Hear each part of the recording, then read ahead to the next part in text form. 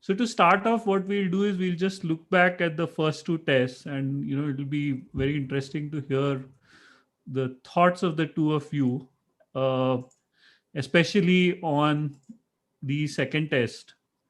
Uh, Obviously, the first test as well, but since we lost it, we shouldn't be talking too much about it. So, but anyway, we'll start off with the first test. So Abhishek, what stood out from for you from an Indian point of view in terms of performances in the first test? Yeah. So before that, I mean, one has to say that, we did call out that Joe Root was in great form, and there was always this chance that he will continue that, right, in this match, which he did. I think it was one of the best, innings that I've seen from a foreign player in recent times, at least the last decade, right, in India. Probably the one that comes back to my mind is Peterson's innings in Mumbai, right? Which was also, I mean, it was a different kind of pitch and different kind of innings, but still it was just as good as that. From an Indian point of view, I think, we got a blow right at the start with the selection, right? With Akshar Patel, we are told was not available, right, at the start of the match. And I think that kind of changed our plans a little bit. So Nadeem came in because India wanted to play another a left arm spinner in the team, right? Given how well Embuldinia had played in against them in Sri Lanka, and with Akshar not playing, I think India felt Washington Sundar's batting is also needed at number 7, given how well he played at Brisbane. And otherwise, if you pick Kuldeep, then your batting ends at 6. I mean, given that, we are still not used to the fact that Ashwin is in good form, probably the thought process changes now, right? Yeah. With his form coming back. But coming into the series, I think the selection, given the constraints, it kind of made sense. I think Ishan, Bumrah, and Ashwin all bowled quite well. And England basically attacked Nadeem and whenever Sundar got a chance. And I think they were kind of controlled and contained against the other three. I think the fast bowlers started bowling well probably once the ball got old, right? And I don't think there was any bad spell as such from any of them. So yeah, I think pitch was pretty flat, and they put on a very big score, and we didn't get off to a sort of great start, right? But Pujara played very well before his unfortunate dismissal, and I think Rishabh Pant played again a blinder of a knock. I mean, when Leach came on, I think I was on WhatsApp on some group, and I just predicted that he'll go for him, right? And it just took one ball before Rishabh Pant was going after Jack Leach, and I mean, by then the pitch was actually starting to turn quite a bit on day 3. So he played a really courageous knock. Washington Sundar again, brilliant knock to follow up on his 2 innings at Brisbane. I mean, this guy to me, looks a proper batsman. I don't know what other people feel, but to me, his his potential as a batsman seems much higher to me than his off spin as of today, right? Yeah. How I look at him. So yeah, I think we played all right, given the sort of pressure that was there on the scoreboard. And then second innings, England 178 all out was sort of expected, given that by then, the pitch had started to turn quite a bit. Ashwin bowled really well. And then I think the fourth innings, there was some expectation from people that we would manage to sort of save it or even win it. But winning, I guess, went out of the way once Rohit was out. But jokes apart, I think it was quite tough to sort of combat them. Jack Leach was bowling well by then, and then Anderson had a really amazing spell on the last day, right? That one over will be remembered by all those who watched it. It was like pinpoint sort of reverse swing, to get Gill and Rahane out in that over, and then Pant shortly after that. So, yeah, I think hats off to England. I think it was their 6th consecutive win away from home, which is quite something, right? Yeah. Great achievement, and it left India with plenty to sort of think. We cannot sort of afford to slip up any more in this series after that if we have to play the World Championship final.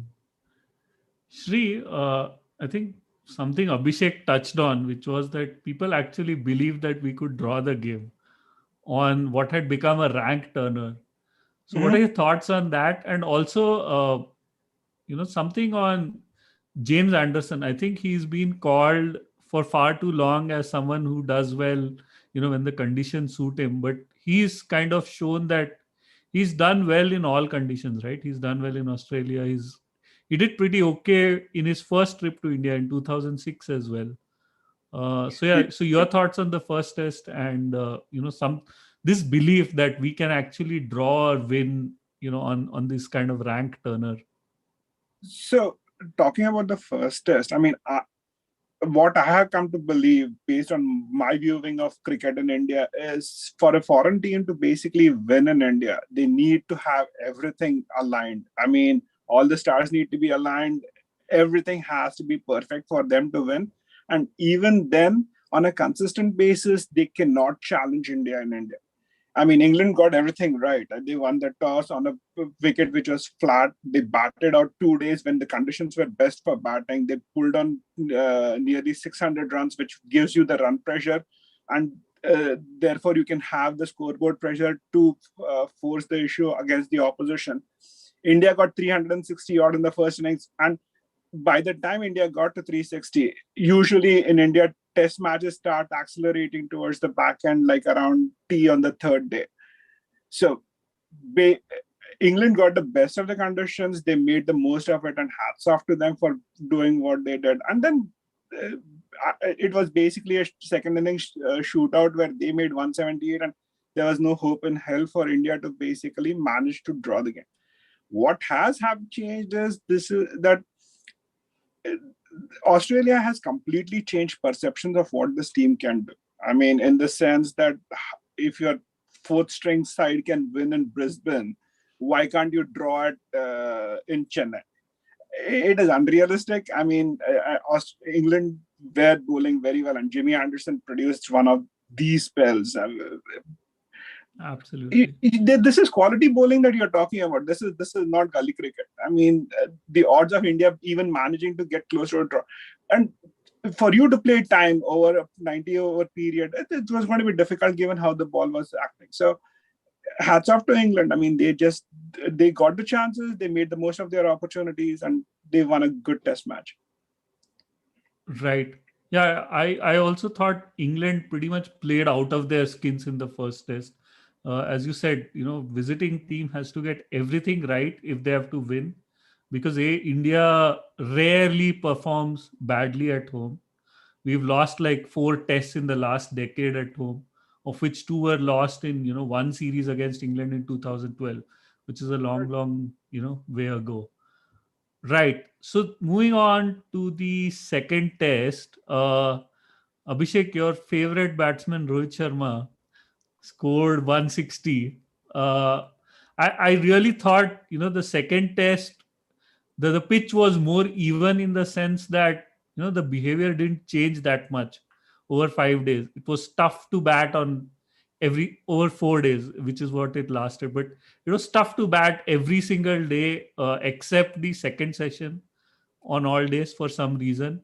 But that first innings at counter attack by Rohit, where he made I think 80 runs in the first session, set the game up for India, right? So would love to hear your guys' thoughts on India's batting first, in the first innings, and then in the second innings, and then we can talk about the bowling.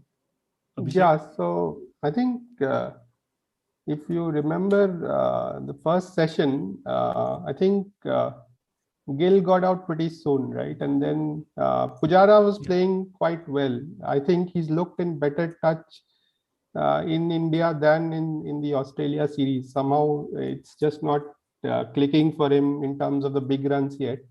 But he was looking also pretty decent, right? But by the time the spinners came on, I think probably around the 10th over or so, I guess, you could see that the ball was really spinning a lot, right?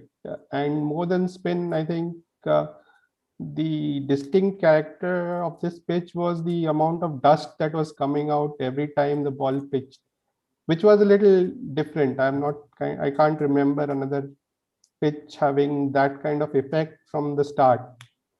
Having said that, I don't think throughout the match the ball kept very low or anything like that. It just was one of those pitches where the ball was getting a good sort of bite out of the surface, right? And I wouldn't say Rohit was counter attacking, or he was just in a zone where he was just playing very well, right?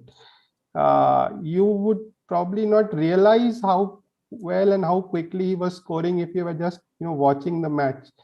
I mean, at lunch I realized that the score was 100 and he had reached almost, or he had reached 80, right? And he was not really hitting out or playing big shots in a very deliberate manner. He was just playing what we call, quote unquote, his natural game, right? He was not aggressive for the sake of being aggressive. He was just playing the ball as he saw it. And great innings, right? In the context of the match and the series, definitely one to remember.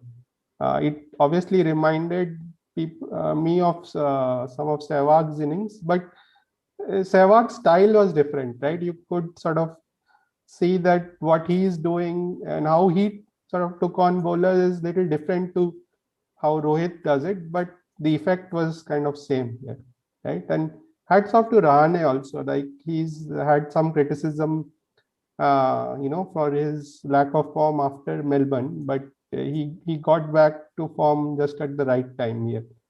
And of course, in the second innings, I think by then, I think most Indian fans would have been pretty confident that we are going to win anyway. It doesn't matter if we get out for 100 all out or 180 all out or whatever, right?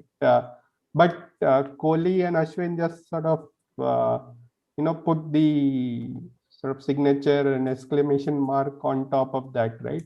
With a wonderful partnership. This is the second very good innings that Kohli has played in this series in the second innings, right? When the pitch has been pretty tough. And I think you would have seen in the coverage how well he adjusted his game, right?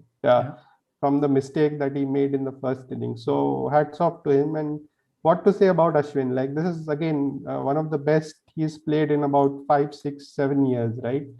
He's sort of lost his batting form, and I think there was plenty of interviews or press conferences that he gave after the match where he talked about how he sort of thought about it tactically instead of technically, right? He just decided that these are the shots to play on this pitch on of these balls, and he executed them. So great innings, and happy to see him back in form now, right? It gives a lot of confidence, I think, to Indian fans, right? Because now with Ashwin in form, suddenly the batting looks even stronger. Yeah. Shri, what do you think? I think India basically did what India always does. I mean, Rohit Sharma's acceleration put England on the back foot right off the get-go. We had enough runs on the board. We exercised scoreboard pressure, and I think what stood out for me with the Virat Ashwin partnership was at 86 for 5. You knew that the game for England was pretty much over, but still you gave them some sniff. And then these guys get together and they start grinding, and that it was a proper mental disintegration innings. And then Siraj comes and hits 2 6s. I mean, by that time it had become a farce. I mean, and then it was just a question of going through the motions of seeing how much England managed to get in their fourth innings, and also Ben Stokes established himself to be Ashwin's bunny, which is a huge plus for us going into the last 2 tests. So yeah, I mean, exercise the ghosts of the first test, plus basically now put the hoodoo on England that now they need to do the running in the last 2 tests. So it shapes up well going into Ahmedabad. Right. So I wanted, you guys' thoughts on Ashwin specifically. There have been two things, that have been said about Ashwin in the past. One is that he doesn't bowl that well overseas, even if he starts a series well. And the second thing is that he might start a series well, but as the series goes on, especially overseas, he kind of loses bite, and almost his performance keeps dropping. But what we've seen, and this is almost like back to back 8 tests, right, with 4 in Australia and 4 in India. uh, he's definitely challenging some of those views. So what do you think, Sri? Okay, Anil Kumble had said a long time ago that if my batsmen give me runs, I'm going to be a more effective bowler. I mean, from being reduced to a stock bowler, I can actually become a strike bowler. I think that some of that also applies to Ashwin, that if you don't get the runs on the board, you are basically playing to hold one end up while you have the pace bowlers rotating. Plus, I mean, with respect to Ashwin himself, whether he tapers off or whether it is basically he was not fit enough, I don't know how much the COVID reset helped him, because post-COVID, I think his approach to the game itself is slightly different. That he's taking it not to prove to others, as he himself has said, that I don't have to go out and prove to others what I am. I just need to prove to myself what I am, and it is showing in his game. He's a lot more relaxed with this thing. He trusts his craft, and you can see the results. Right. Abhishek, what do you think? Yeah, I would say that I totally agree with what she said. Uh, I mean, the records did speak of him sort of having a dip in form or performance in the latter part of away series, right? But that is only to be expected, right? I mean, you are not going to be as fresh in the fourth or fifth match of a series as you are in the first match, right? And given that if, for example, the home team is dominating India, that means you are having to bowl a lot of overs, and not everyone is like a super athlete like Jadeja also, right? Who sort of bowls like a machine, right? He can keep bowling on and on for matches. So yeah, I think he definitely has looked better in the series in Australia. He played first 3 matches there, right?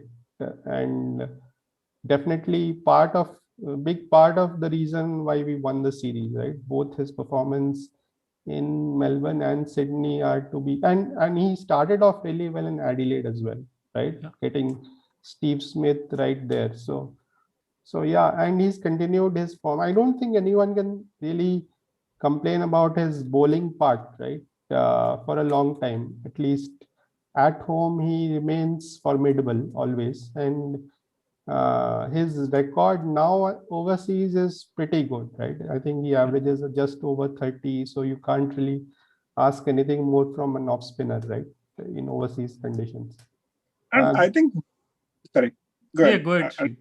No, the thing is, we basically look at anybody's performances through the prism of Senna, and so if they're not doing well in the Senna countries or even one of the Senna countries, it is like it becomes an albatross around their neck that they're not good enough.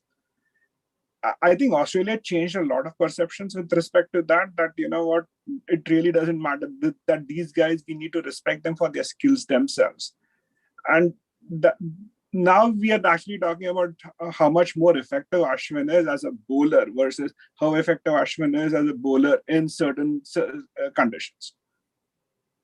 Absolutely. Yeah. Yeah. I mean, another thing is that what people don't understand is, uh, as you mentioned, we never used to get big scores outside India, which meant that, Ashwin kind of almost became a stock bowler, and his job was to kind of keep one end tight, and we had the quicks bowling from the other end. All right, yeah, interesting. Word on Akshar's debut, Sri, especially his bowling. And a fifer on debut, I mean, it can't get any better than that.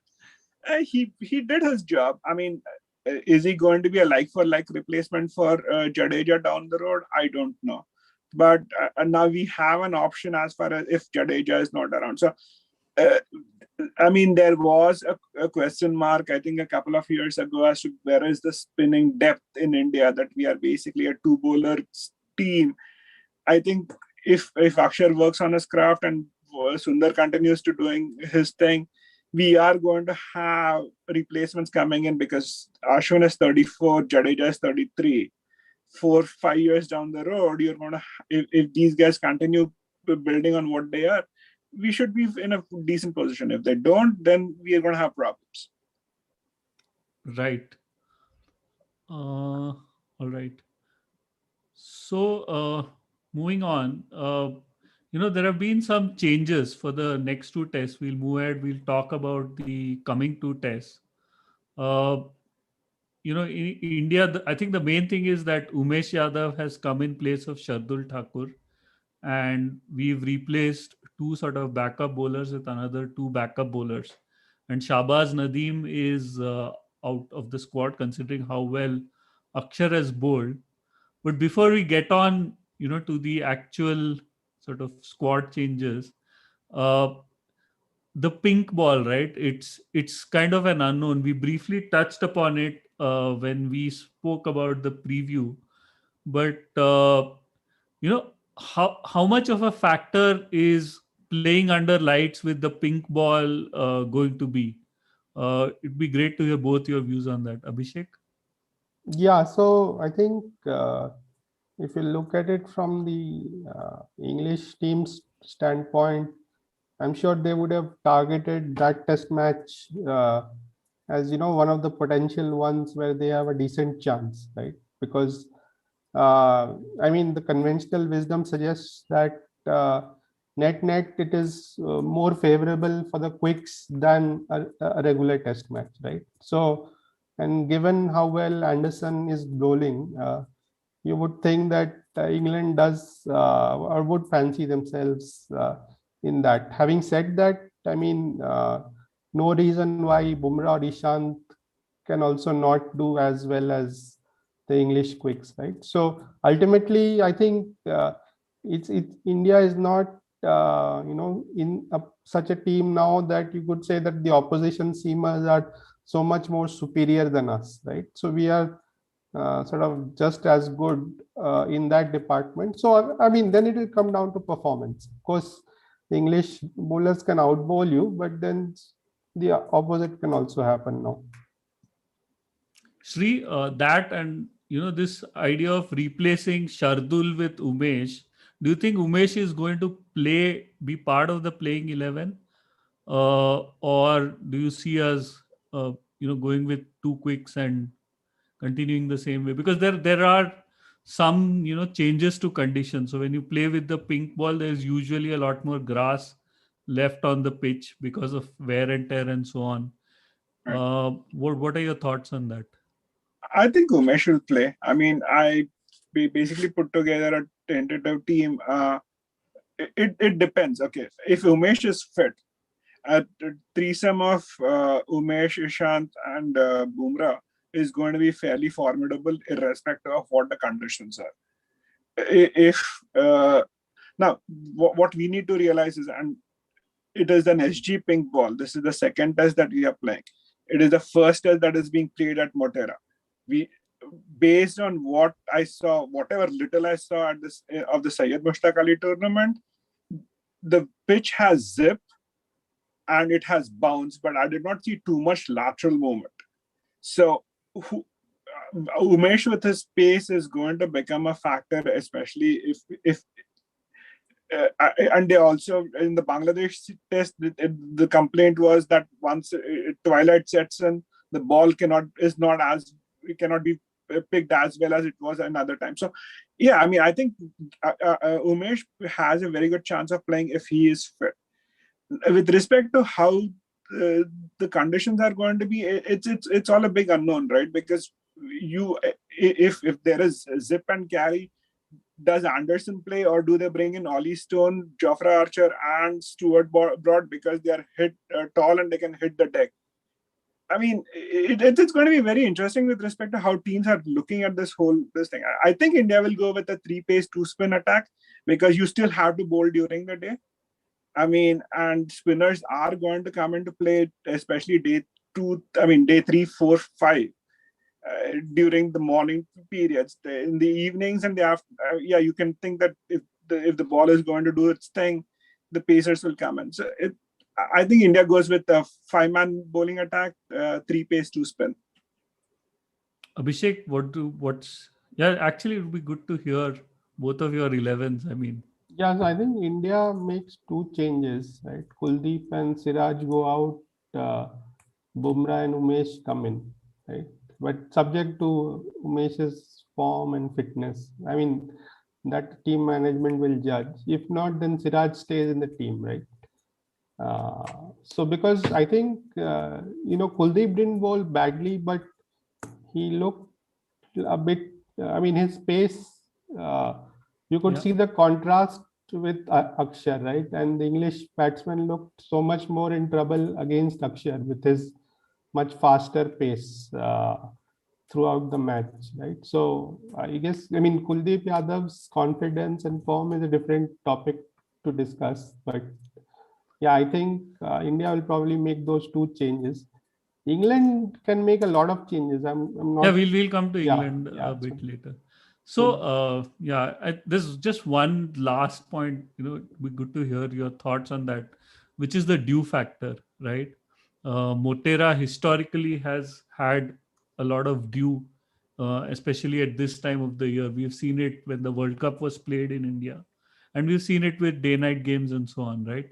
So will that be an impediment to reverse swing? And does that make, say an Anderson or even say Bumrah less effective with the older ball?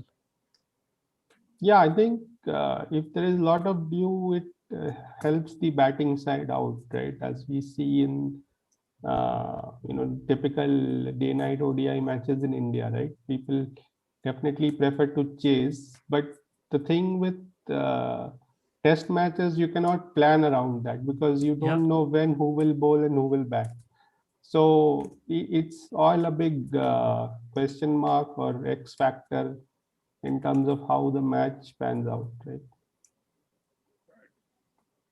Yeah. On Kuldeep, actually, I think when Rajesh was here with our first episode, he made a very good point about wrist spinners and how they, need to Need the bowl match. more regularly. They need more match practice. So which is what, and he gave the example of Amit Mishra, which I thought was a very good example, because Amit Mishra, he came in with a bang, but because he was not playing regularly for India in tests, he was not seen as the front line or the first sort of spinner for the team. His form kind of suffered, even when we played him abroad or even in India. That's my thought on Kuldeep. I think it's more to do with practice than anything mental. Any thoughts, Sri? And also, wrist spinners they need a lot more hand holding, right? Because it's a difficult art. Leg spinners usually, Shane Warne being an exception, tend to be on the more expensive side, despite the fact that they can give you wickets. It's all depends on how comfortable the captain is with respect to what they are looking for. Are they looking for wickets at a higher run per over, or are they looking for control? And Kuldeep hasn't played other than the IPL, he hasn't had any cricket at all. So, there are going to be issues with control, and apparently he was landing it spot on in Australia, but they didn't pick him in Australia. They didn't pick him in the first test at Chennai either. So, yeah, but again, he has age on his side. If he can work on his craft and build on the confidence that he has, again, you have another option available to you. All right. Moving on to England. So we have Johnny Bairstow coming in. I think it's part of their rotation policy, and Mark Wood. Moeen Ali is moving out. There was a bit of a controversy around that. Uh, Joe Root made it sound like it was voluntary. It was a voluntary decision by Moeen Ali, whereas it was part of rotation. Uh, did they kind of miss a trick there? With Moeen Ali, he played only one test.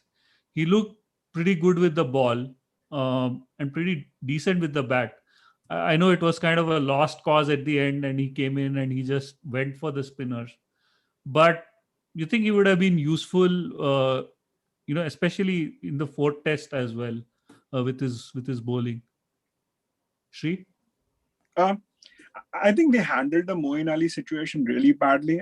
He was there in Sri Lanka, had COVID.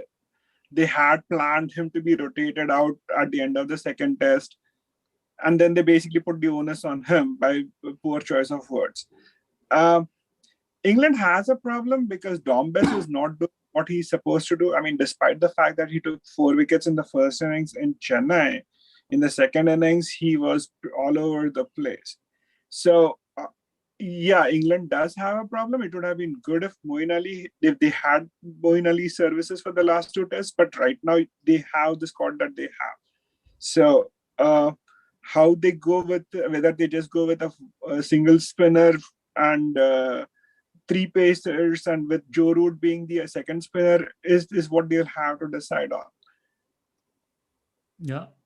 So Abhishek, Johnny Bairstow coming in, and I think Mark Wood will definitely play. He brings in a lot of pace. I think probably Jofra Archer might be rested for one of the tests. You don't know, but how do you think the England 11 will kind of pan out with these two new gentlemen coming in? Yeah, so possibly they'll make 4-5 changes. I think one option is Rory Burns going out and Zach Crawley coming in, assuming he's back to full fitness. That's one. I think Bairstow comes in either for Lawrence or Pope. They'll have to take that call. And then with Moeen going out, so they can probably play a single spinner in Jack Leach and then have 3 seamers, right? So they can have an attack of Anderson, Jofra, and Mark Wood, right, in place, and then Stone and Broad go out of the team. Yeah, But they and have of course you have Joe they Root have lot as a of spinner. options in their pace attack. Ben Stokes is also barely bowled in this series, given how they've looked at the conditions. But possibly you will see him bowling more as well in the third test. Yeah. Yeah, go ahead, Sri. Yeah, I don't know about Ben Stokes, okay, because Ben Stokes looks like he's carrying a niggle or an injury or something like that. So I won't at all be surprised if going into this third test match, if England thinks that there is going to be some kind of lateral movement, that they bring in Chris Woakes in place of Ben Stokes, sit him out for one game so that he can recover. England has choices. It is going to be interesting to see how they read the wicket. I mean, do they bring Mark Wood in cold, having played no cricket, or do they go in with, and if they want pace, they can go in with Jofra Archer and Ollie Stone as your two pacers, and either Stuart Broad or Jimmy Anderson as the third pacer, or do they go Stuart Broad, Jimmy Anderson, and Jofra Archer, and then you look at who your other pacer is going to be in either Chris Woakes or Ben Stokes. The rest of the batting order, I think, picks itself up.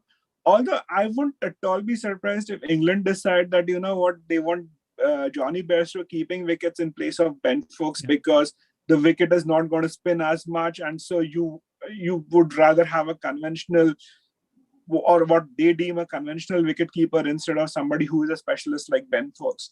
It also gives them a little more heft to their batting. But otherwise, I think, Rory Burns goes, Zach Crawley comes in his place. If Bairstow is not in, then Dan Lawrence keeps his place, and the rest of the batting lineup kind of picks itself. Right. We have a few audience questions. So Hemang Palan, who is a regular viewer of Bharatvaarta, asks a question. I think Abhishek, you should answer this. Is there pressure on Kohli to retain his captaincy in tests? No, I think even if that pressure was there, I think that's gone after the last match, right? But I mean, jokes apart, I don't think there's anyone seriously considering changing Kohli at the moment. Right? Absolutely. I don't think it's a question, especially in tests. Himang has one more question, which is that can Ashwin open the batting one day like Shastri? Can he make that transition that Shastri made throughout his career? Starting at, I think he's played, from 1 to 11. What do you think, Sri? No, because when Shastri was playing cricket, we used to have makeshift openers all the time, because you had a very strong middle order. I mean, once in the period between Sunil Gavaskar going and Virendra Sehwag establishing himself, we basically had musical chairs on openers. Right now, you have decent openers. You pretty much have like 4 contenders for the 2 spots at opening. So Ashwin is not going to open. And at 34, I don't see him coming as an opener for India. That's not going to happen. That and his dodgy back, I don't think he would, considering how much he bowls, he would want to open as well. And you don't want him exposing his fingers to the new ball. Exactly, I mean, come on. Yeah. Yeah, I mean, the good old days where bowlers wouldn't bowl bouncers to other bowlers, they're gone, right? So it's almost like a free for all now. This is an interesting question from Sumit Mathur, which is that is our World Championship, World Test Championship final qualification now at risk? Considering that there's this pink ball, there'll be grass on the pitch, and so on.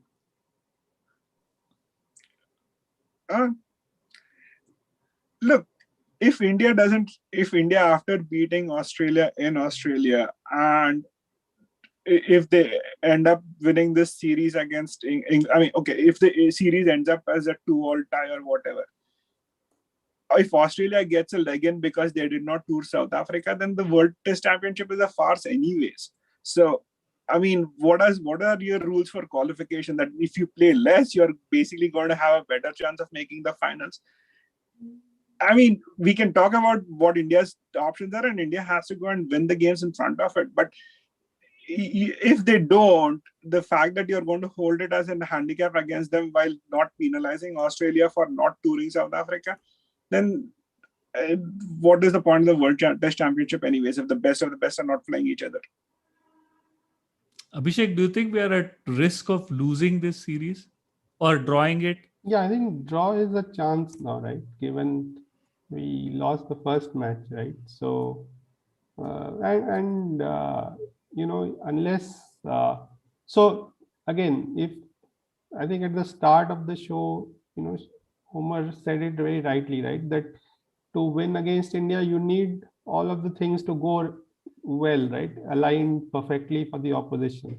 But one-off game, it can always happen, right? I mean, it's a rare chance, but you can't rule it out.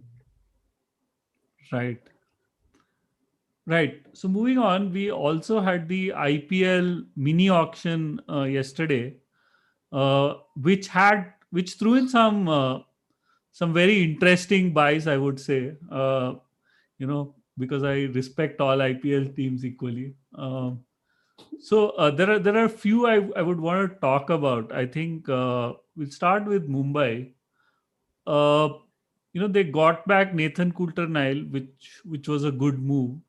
But someone like, say, Piyush Chawla, getting in a Piyush Chawla, is that does it really add to what is already a formidable side? Abhishek, what do you think? I think all Mumbai questions should go to. Right, sorry, I forgot. Shri, yeah, that and a very famous surname, Arjun Tendulkar. Uh, yeah, we will come to that later, but Piyush Chawla specifically, So do you think it is a here good is buy? right now the whole schedule is up in the air. I mean, depending on who you hear, either all of the games are going to be played at one venue and the knockouts are going to be in the other venue, versus they're going to be played across multiple venues. There are question marks about whether the IPL is even going to be held in India or not. So squad selection wise, I don't really know. Does Piyush Chawla add value? No, but uh, if you want a backup wrist spinner to Rahul Chahar, if Rahul Chahar tapers off for whatever reason, it is a good insurance to have, given that Piyush Chawla has been playing the game for a while now. With respect to the Mumbai squad, I mean, see, the one thing about the Mumbai squad is they scout like nobody else does. I mean, they find talent where you wouldn't think talent exists, and then they basically take that talent and take it to the next level. So, yeah, I mean, I remember watching the little bit that I watched where Yudhvir Charak was basically picked, and there was high-fiving in the Mumbai table, and I'm like, who is Yudhvir Charak? And I spent the next half an hour trying to figure out who he is. But obviously, they see something that we don't. So, yeah, I think they have all their bases covered for their sixth title. Great, bold prediction. And Arjun Tendulkar, do you think he'll get a game? Will he get a game? I don't think so, unless and until Mumbai has basically sealed their passage to the playoffs. Uh, but would he be a? I mean, I'm actually more interested in seeing if they give Marco Jensen a game, because he's 6 feet 8, left armored. So, yeah, I mean, they will have that option too. But I don't think Arjun Tendulkar is going to get a game, especially if the going gets tight. If Mumbai is in a good position, then yeah, maybe towards the before, if they're trying to rest one of their key players, he gets one game here or there. Right. So moving on to Rajasthan, see, we always knew that Chris Morris was going to be a big buy, right? Considering how good he is with the bat and ball in these conditions, right? He's pretty economical. I think his economy rate is under 8, which is pretty good for the IPL. Uh, do you think Rajasthan actually needed Chris Morris, Yeah, Abhishek? I guess he was one of the, or if not the most sought after player Yeah, in the absolutely. auction yesterday, and they And had a considering his injury record as well, right? He's been yeah, injured but quite they had often. a decent amount of budget left as well. So I mean, fair play to them. I mean, an attack with uh, Archer and Morris is quite formidable, right? It kind of covers your death overs very well. So yeah, I mean, I think they have a pretty decent squad, but it kind of underperformed the last time. So I think they've done decent buys here, right? So Shivam Dubey, I mean, whatever you say, he has enough potential that he made it to the Indian national team, right? So he's definitely a player for the future. And then Mustafizur Rahman, I mean, he's been sort of out of the limelight for about 3-4 years now, but he was really, really impressive at one point in time, right? I think for SRH. So that's another very good buy. So I think they've done decently in the auction this Yeah. time. I think Chetan Sakaria again is, one of those that Shri was talking about, one of those super performers in the Mushtaq Ali tournament. Economy rate of sub 5, which is fantastic. Average of 8. Wonder if he'll get to play, but I think they've looked at him seriously and think he can actually make a difference. Okay, moving on. I think this is the most interesting bit for me, which is Glenn Maxwell. I I mean, the guy has not performed in the IPL from I think since 2014, and you go and pay 14.25 crores for him. Uh, Someone who is likely to disappoint. He's always been kind of hit and miss. Uh, and RCB have done this for far too often, right? Every year they come up with someone who they think is going to make a difference, and then they end up releasing a bunch of players, and then they again go and buy a bunch of players. So there's never any cohesion, right? What are your thoughts, Sri, especially on Glenn Maxwell? I don't. I mean, my thoughts on Glenn Maxwell are best kept to myself because no, I mean, I don't understand how RCB. I mean, you look at their squad right now. You have Glenn Maxwell at 14.25 crores. You have Kyle Jamieson at 15 crores. You have Dan Christian at 4.8 crores. You have AB who is going to play. They got Daniel Samson from Delhi. They have Adam Zampa now, and they have And you can play only 4 foreigners. correct, and they have You have Josh Philippe, right? Josh they Philippe have is also there, wicketkeeper who can bat. Yes.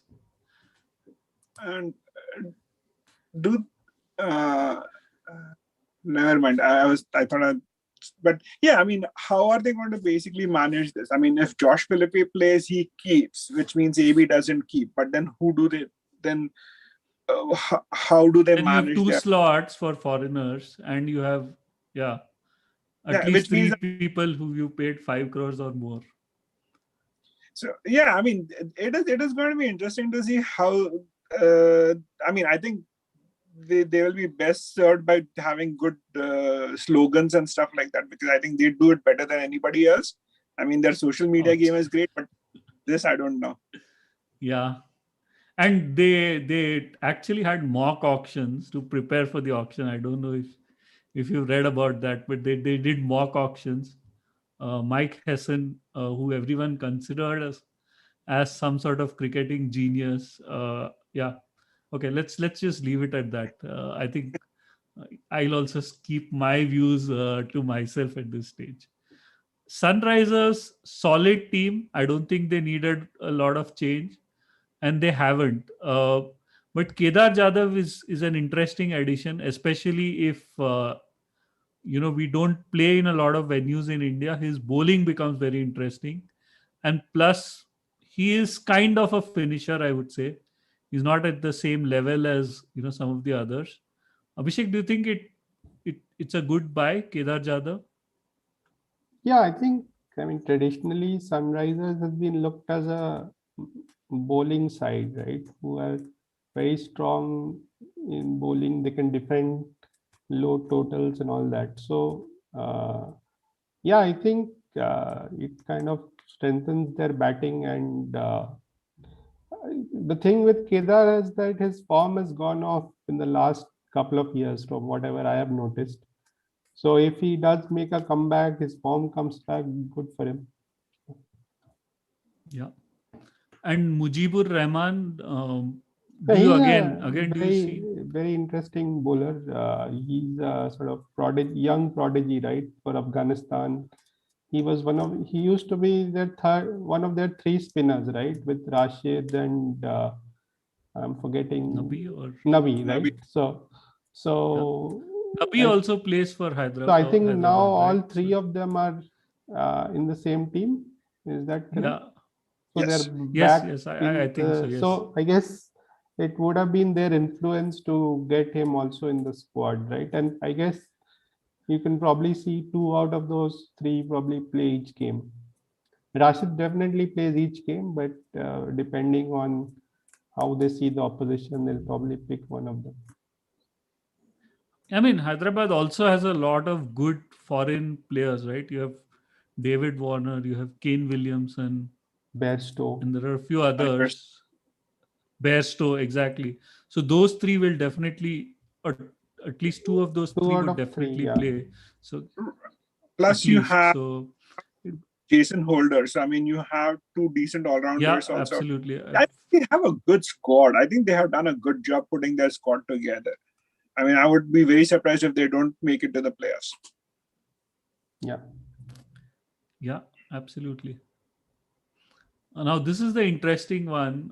Chennai Super Kings. They obviously had their worst performance in the last IPL, and they've ended up buying Moeen Ali and Krishnappa Gautam. I seriously don't think Pujara will, get a game. And then there are a bunch of youngsters. Uh, do you think it's enough to kind of stem the, you know, downslide that CSK has been seeing, especially with a lot of players being on the wrong side of 30? Shri, what do you think? I again, it depends on how CSK is looking at the whole tournament. I mean, if uh, they believe that spin is going to become a factor in this thing, they basically have their bases covered. I'm not sure about their team balance or how they are going to go about with it, or how I mean, again, like we saw in the last IPL, the fact that Rituraj Gaikwad was in and out till he actually was in, you don't really know how much they're going to basically put their weight behind the other talents that they've gotten, like Hari Nishant and others. So, I mean, are they good buys? They potentially could be good buys. It all depends on what kind of team balance Chennai is looking at. Right. I think Delhi is another team who's, had a good squad. They didn't need, too many changes. So they've gone ahead with Steve Smith. Uh, Interesting buy considering, he didn't have a great IPL and doesn't have a great T20 record, I would say. And Umesh Yadav. Uh, Again, I think Delhi is pretty set, right? Abhishek, with their bowling, Rabada and Nortje, and their batting and all of that. So they needed, maybe one or two players additionally. So they've done a decent job with the auction. Yeah, this auction was not really too important or too big for them. And I mean, you can criticize Steve Smith or say that he's not a great T20 player, but I think at 2.2 crores, he seems a decent pick enough to me, right? And end of the day, IPL is quite a long tournament, right? He may not play all the games, but I'm sure he'll get his share of the games. And on his day, he's a match winner as well. Right. Okay, down to the last two teams. Something I found interesting, which was Jai Richardson. Uh, Again, more of a swing bowler, uh, going for 14 CR. Interesting. Uh, did they really need a foreign quick who is more of a swing bowler, Shri? I don't know. I mean, the thing is, what when I saw Jai Richardson in the BBL, he obviously is carrying some kind of a shoulder niggle, which is why he was not able to throw. If they're bringing him just for his bowling alone, uh, I again, you have Ishan Pearl in your squad, you have Chris Jordan in your squad, you have Mohammad Shami in your squad. How do they fit? I mean, if Jai Richardson plays, then who goes? Like, it's going to be a team balance thing. And if they think that obviously they think he's worth the 14 crores. So we shall see. Yeah, I don't and even really have. Riley Meredith, who is another quick bowler. I mean, again, it's interesting how teams go about these auctions. As you said, there you go ahead with a plan, and then something just goes out of the window there.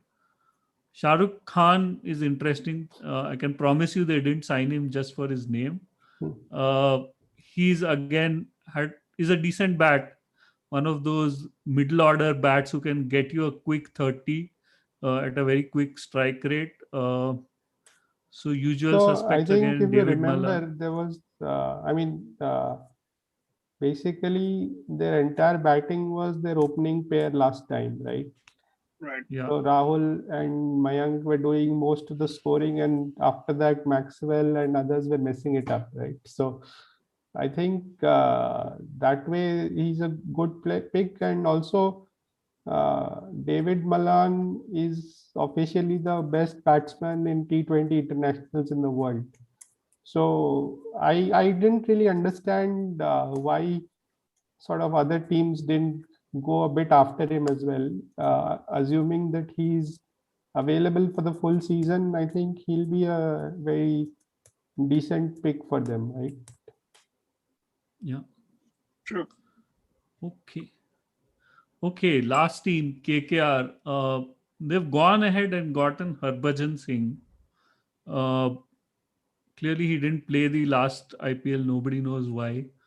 We heard different versions, but does he still have it in him? To play regularly. I mean, like 2 games a week, T20, and then perform, right?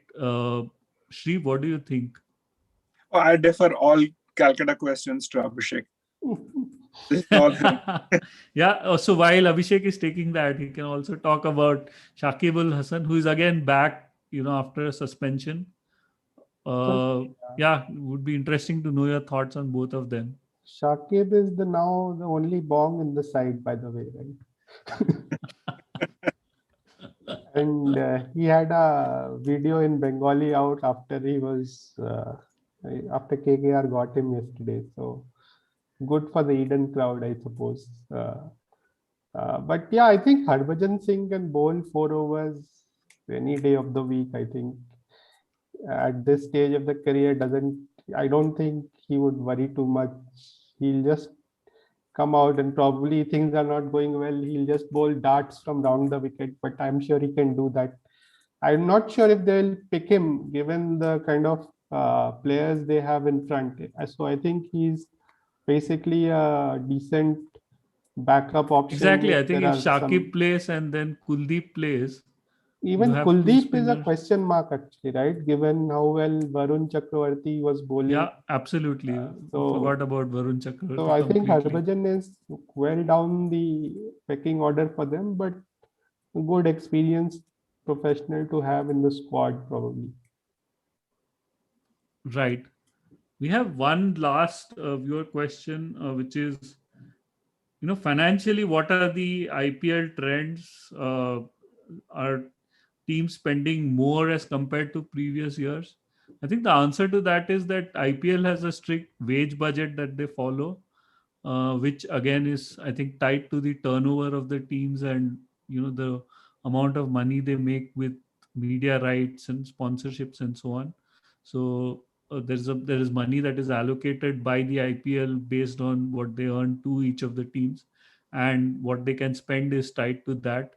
This is done to ensure that there is sanctity in the competition, and someone who is very rich, as we see in other sports like football, where some teams go out and buy the best players and actually have a second squad which is better than half the league. That thankfully doesn't happen in IPL. The Each team has the same salary cap. So I hope that answers your question, Hemang. Okay, with that, we come to the end of this fantastic episode. But before we go, I want the two of you to kind of put your necks out and give me a final scoreline for the Test series. Abhishek, you go first. So I have to stick with what I said at the start, like 2 weeks back. So I'll still go with 3-1 India. Right? I, I'm sticking to the same, by the way. I think so too. I think right now the second test has basically put a sufficient enough gap between the two sides that India should basically coast from this point on. Right.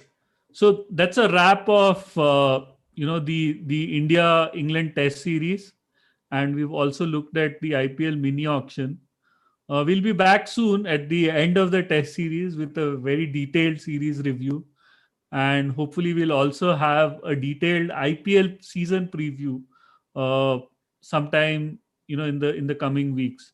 So thank you for joining us. You can check out some of our other podcasts across politics, policy, culture, and sports on Bharatvaarta. We are available on YouTube and all leading podcast platforms. So thank you, Sri, and thank you, Abhishek, for joining in and being part of this show. Uh, so till then, everyone, please stay safe. We'll be back soon. Thank you.